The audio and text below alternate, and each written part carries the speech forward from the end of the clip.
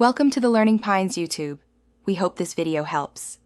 You want immediate, safe action. Power off and unplug the PC, then ground yourself to avoid static. Once done, remove the GPU so you can inspect fans and heatsink closely.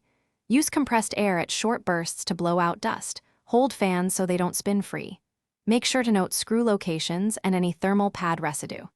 This step clears the biggest passive heat sources and sets you up for deeper work quickly and safely. Now you'll perform the detailed thermal maintenance.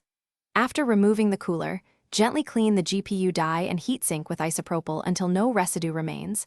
That improves conductivity. Apply a small, even amount of thermal paste.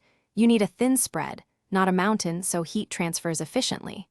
Replace compressed, squished thermal pads with matching thickness, then reattach the cooler, tightening screws in a diagonal pattern to ensure even pressure. This reduces hot spots and prevents thermal throttling under load.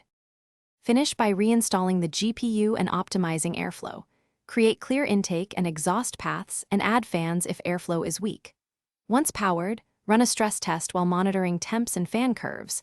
Make adjustments in the driver or BIOS so fans ramp sooner. If you want quieter operation, consider a modest undervolt rather than aggressive underclocking. If temperatures remain high despite these steps, reseat the card, verify